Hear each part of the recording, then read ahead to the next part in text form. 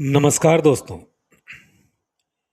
मैं कहानियां सुनाता हूं कि 769वीं कड़ी 769th एपिसोड में अभिवादन स्वीकार कीजिए देवतोष का। दोस्तों, आज अनंत की ओर, टुवर्ड्स इन्फिनिटी, ये किताब हम पढ़ रहे हैं और इसमें आज नया चैप्टर शुरू हो रहा है, ग्रंथियां, नॉट्स। हम इसके छोटे छोटे एपिसोड्स पढ़ेंगे, बनाएंगे, ताकि जो बाबूजी साहब ग्रंथियों के बारे में एक्सप्लेन कर रहे हैं, बता रहे हैं, उसको हम अच्छी तरह से समझते चलें और अपने जीवन में उसका अनुभव करते चलें। टॉपिक, चैप्टर का नाम ग्रंथियां। पहली ग्रंथि।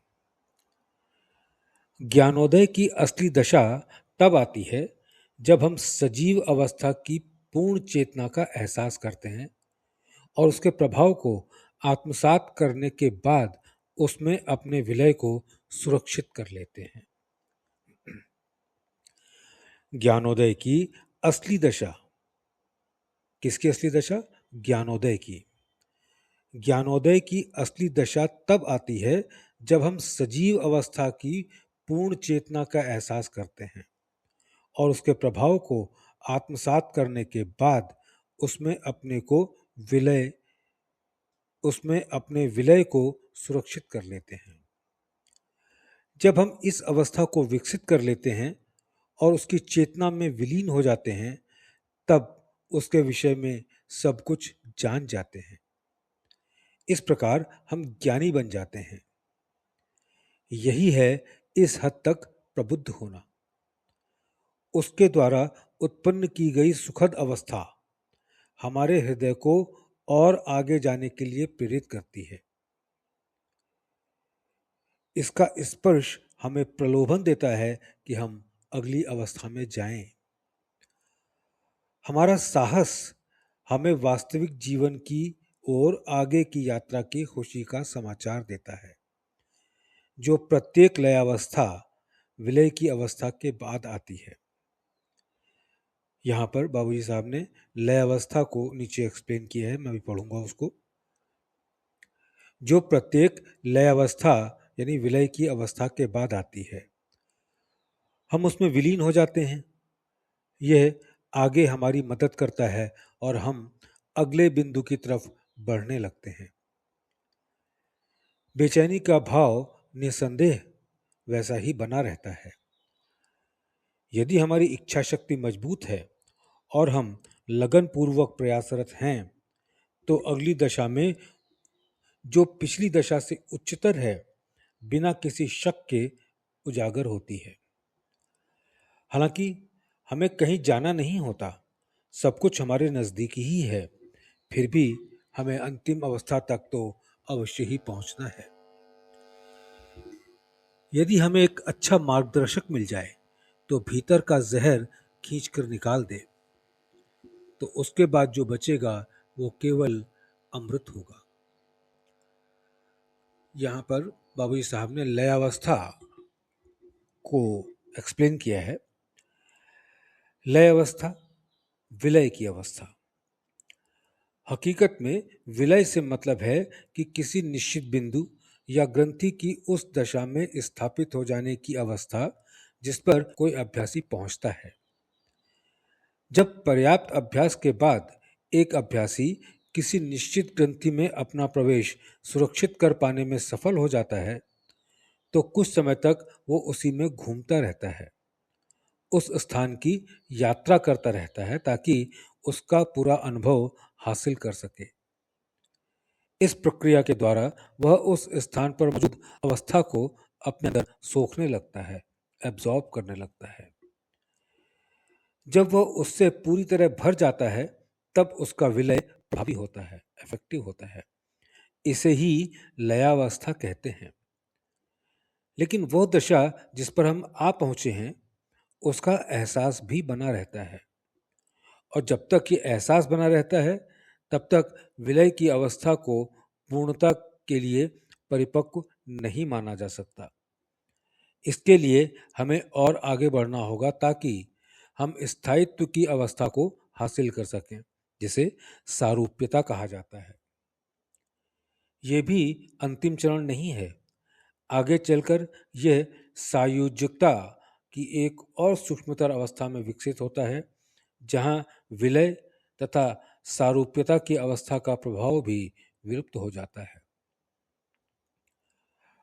अब जहां पर हमने अभी लास्ट पढ़ा था कि यदि हमें एक अच्छा मार्गदर्शक मिल जाए जो भीतर का जहर खींचकर बाहर निकाल दे, तो उसके बाद जो बचेगा वो केवल अमृत होगा। अपने प्रयास से लोग कभी कभी कुछ दूरी तय कर लेते हैं, लेकिन निश्चित रूप से इसमें उनका बहुत ज्यादा वक्त बर्बाद होता है और पूरे समय भंवर में उलझ जाने का खतरा भी बना रहता है। रास्ते में बहुत सारे उपबिंदु होते हैं, जिनमें से प्रत्येक पर फना और बका की अवस्था अपने आप को दोहराती रहती है। अब मैं चेतना की उस अवस्था पर कुछ प्रकाश डालूंगा जो पहले उपबिंदु के बाद खिल उठती है। जब हम अगले बिंदु पर श्वास लेने के लिए इस बिंदु को पार करते हैं, तो ऐसा लगता है जैसे हर चीज बदल गई हो।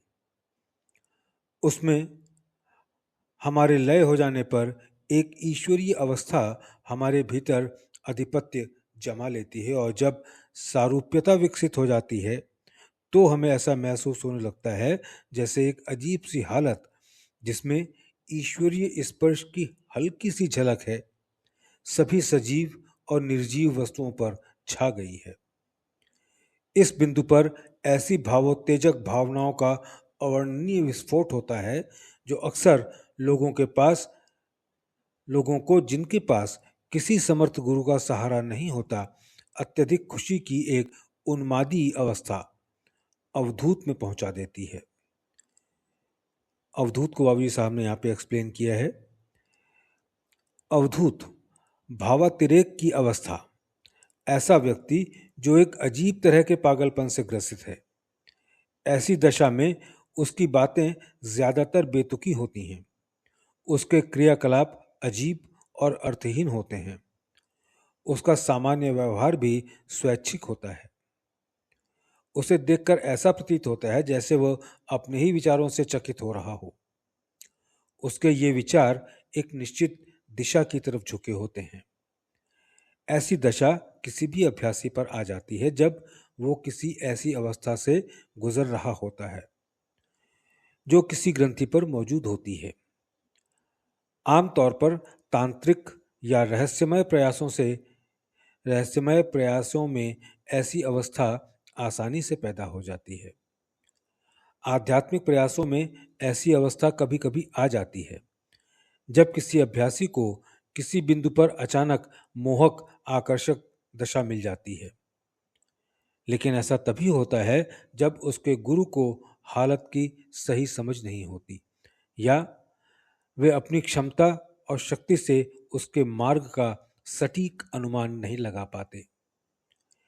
इस स्थिति में अभ्यासी का आगे जाने का मन नहीं करता और चूंकि वो उस बिंदु के मोहक प्रभावों की गिरफ्त में होता है, वो स्थायी तौर पर वहीं बस जाता है। इसका परिणाम ये होता है कि उसके आगे की प्रगति पूरी तरह हमेशा के लिए रुक जाती है। दरअसल किसी भी योग्य गुरु का ये पहला कर्तव्य है कि वो ऐसी स्थितियों के लिए चौकन्ना रहे और अभ्यासी को उसमें बह जाने से रोक ले। हमारी पद्धति में इस खतरनाक स्थिति को टाल दिया जाता है और ऐसे बिंदुओं को ऐसे बिंदुओं को गुरुदेव की असाधारण शक्तियों की मदद से बगैर इनका एहसास कराए आगे बढ़ा दिया जाता है। अब वापस वहीं पर आते हैं जहां पे हम पढ़ रहे थे कि इस बिंदु पर ऐसी भावोत्तेजक भावनाओं का अवर्णनीय विस्फोट होता है जो अक्सर ऐसे लोगों को जिनके पास किसी समर्थ गुरु का सहारा नहीं होता, अत्यधिक खुशी की एक उन्मादी अवस्था अवधूत में पहुंचा देती है। वो हमेशा के लिए उसी में उलझ कर रह जाता है। उसकी आगे की प्रगति पर स्थायी रूप से पूर्ण विराम लग जाता है। आइए अब उन लोगों से पूछें जो डींगे मारते हुए स्वयं के प्रबुद्ध जन या ज्ञानी होने का ढोंग करते हैं। भले ही वे कभी भले ही वो कभी भी ऐसी अवस्था से ना गुजरे हों, हकीकत में यह ज्ञान की पुस्तक के पहले अध्याय की शुरुआत पर है। हकीकत में यह ज्ञान की पुस्तक के पहले अध्याय की शुरुआत भर है। यदि हम अपने विचारों की ताकत का इस्तेमाल करके इस अवस्था को हासिल करने की कोशिश करें तो यह सिर्फ नकली ही होगी, सच्ची और खरी नहीं हो सकती। अब हम अगली उपग्रंथि पर पहुंचते हैं। इसमें मौजूद दशा की चेतना ज्ञान की दूसरी अवस्था है। जब अपने प्रेम और भक्ति के प्रहार से हम उस हद तक अपनी पहुंच बना लेते हैं तो पाते हैं कि यह दशा अब पिछली दशा से ज्यादा हल्की और महीन हो गई है। ऐसा क्या है जो हम इस दूसरी ग्रंथि पर पाते हैं? यह एक अवस्था है जो हमारे सामने चारों तरफ फैली हुई है और प्रत्येक वस्तु में समाई हुई ईश्वरीय दशा को प्रस्तुत करती है। इसमें सादगी और सरलता की हल्की सी झलक भी प्रतिबिंबित होती है, जो यह दर्शाती है कि हम उसमें और आगे बढ़ चुके हैं। प्रत्येक बिंदु पर विलय और सारूप्यता, फना और बका की प्रक्रिया स्वयं को दोहराती रहती हैं। प्रत्येक पॉइंट पर फना और बका की प्रक्रिया स्वयं को दोहराती रहती हैं। बाद वाली प्रक्रिया ही इस बिंदु पर ज्ञान की अंतिम अवस्था होती है।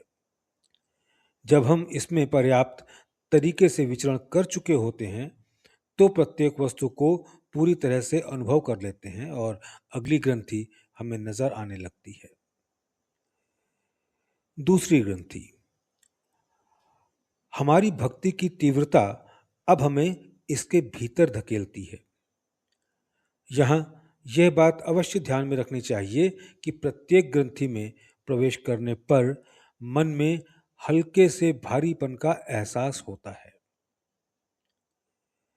यहाँ यह बात अवश्य ध्यान में रखनी चाहिए कि प्रत्येक ग्रंथि में प्रवेश करने पर मन में हल्के से भारीपन का एहसास होता है, जिसकी वजह से लोग अक्सर अभ्यास रोक देते हैं। लेकिन अगर हम इस बात को हमेशा ध्यान में रखें कि बीमारी के प्रत्येक हमले के बाद अच्छी सेहत की वापसी होती है, तो हमें ग्रंथियों को पार करने के प्रयास में बेहतर प्रोत्साहन मिलेगा। आध्यात्मिक अनुभवों की रंगत अब और बदल जाती है। हम अपने पिछले सघन अनुभवों के प्रभाव से बहुत हद तक छुटकारा पाकर राहत महसूस करने लगते हैं। असलियत का एक स्पष्ट दृश्य उभरने लगता है। हल्कापन सादगी की हद तक विकसित होकर चारों तरफ फैल जाता है। हालांकि संपूर्ण शुद्धता अभी बहुत दूर है। यह दशा लगभग ग्रंथि के अंत के समीप पहुंचकर आती है।